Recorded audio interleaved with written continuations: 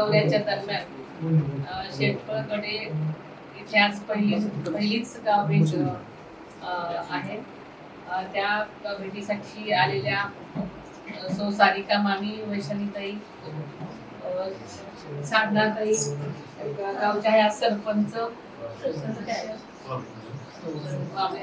मोनिकाताई, सगळ्याच विविध संस्थांच्या पदाधिकारी, महायुतीचे सर्वच पदाधिकारी वेगवेगळ्या संस्थांचे आणि आजी माझे सर्व गावातील सगळे सरपंच, वेगवेगळ्या संस्थांचे पदाधिकारी, सन्माननीय सर्व आपलं ग्रामस्थ वडील मंडळी.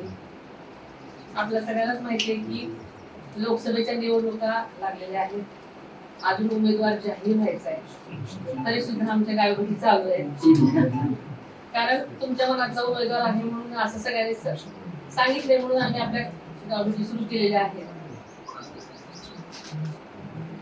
तसं बघायला गेलं तर आदरणीय दादांचं काम आपल्या सगळ्यांना तुमच्या समोर आहे. मी काय सांगायची आवश्यकता नाही.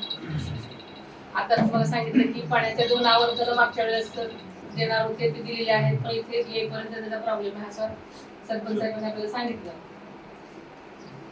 बारामतीची महाराष्ट्राची जनता दादांच्या मागे आहे हे काय नव्याने सांगायला नको.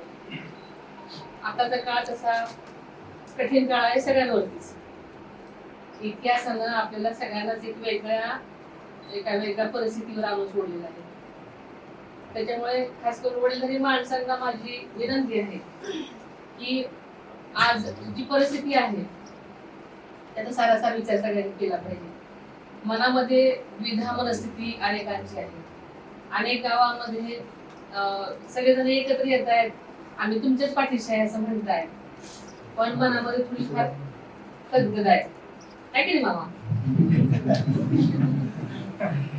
आपण माणूस प्राणी आहोत. देव सुद्धा कुणाच्या इच्छा पूर्ण करू शकलेला नाही आजपर्यंत, आपल्याला माहितीये. पण देव जर करू शकत असेल तर आपण माणूस आहे, आपण काय सगळ्यांची इच्छा पूर्ण करू शकणार? आपल्याला माहितीये की आदरणीय दादांनी आज ते 65 वर्षाचे पूर्ण झालेले आहेत. त्यांना जर कोणाचा अनादर करायचा असता तर त्यांनी वाट 65 वर्षाची कशाला बघितली असते, की नाही?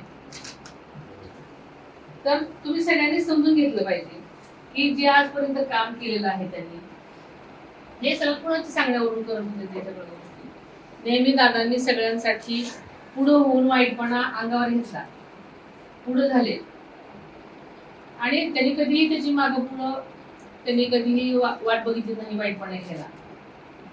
दादाने अनेक वर्ष मुंडे साहेबांचा वाईटपणा घेतला, तुम्हाला माहिती असेल. अनेक आरोप व्हायचे पूर्वी, तिथूनच लोकांनी मोठमोठ्यांनी आरोप करायला सुरुवात केली. दादांनी प्रत्येकाशी पंगा घेतला. कुणासाठी घेतला? कुणासाठी घेतला हे सगळं आठवून बघा तुम्ही. प्रत्येक गोष्टीला कारण आहेत. आता जर कारण सांगायची असेल तर खूप मागं जावं लागेल. मी तुम्हाला जास्त कारण काहीच सांगणार नाही. तुम्ही सगळेजण साक्षीदार आहात, पण काय मागं कोणी जातच नाही. अलीकडे सगळे भावनेच्या भरामध्ये जात आहेत. दादांना जर कधी अनादर करायचा असता तर सगळ्यांची वाढदिवस दादांनी कधी साजरी केली नसते. दादांनी पुढे होऊन प्रत्येक गोष्ट साजरी केली नसते. दादांनी कुठल्याच गोष्टी लग्न एवं लोकांमध्ये घराच्या सगळ्यांचे कुठं काहीच केलं नसतं. मला एवढंच म्हणायचंय की दादांना जर असंच वागायचं असतं तर त्यांनी स्वतःहून कधीच कुठल्या गोष्टी कधी चुकीच्या केल्या नसत्या. अशी कुठली तरी गोष्ट झाली असेल की त्यांना ह्या गोष्टी करण्यासाठी भाग पडला असेल. त्याच्यामुळे आपण सगळ्यांनी समजून घ्यावं, दादांनी कधी चुकीची गोष्ट केली नाही. वडीलधाऱ्यांनी तर नक्कीच दादांनी अनादर करण्याची दादांची कधीच भूमिका नव्हती आणि नसणार आहे. दादांनी कधी चुकीची गोष्ट केली नाही. वडीलधाऱ्यांनी तर नक्कीच दादांनी अनादर करण्याची दादांची कधीच भूमिका नव्हती आणि नसणार आहे. आणि ह्याला गोष्ट निवडणुकांचा तुम्ही सगळेजण आमच्या पाठीशी आहात हे आम्हाला माहिती आहे. थोडंफार इकडे जरी झालं तरी जनता, दादांचा विकास, ह्या सगळ्या गोष्टी आहेत. निवडून येणं न येणं हा विषय वेगळा आहे, पण शेवटी दादांनी जे काम केलेले आहे त्या काम आणि तो विकास यांच्यावर जनता दादांच्या पाठीशी आहे, कायम राहणारच आहे. तुम्ही सगळेजण दादांच्या पाठीशी खंबीरपणे उभे आहात राहणार आहात, हेच प्रेम तुमचं मला देणार आहात हे माहिती आहे. सगळ्या वाबळे कुटुंबाने एका फोनवरती एवढे सगळे तुम्ही जमलेले आहात.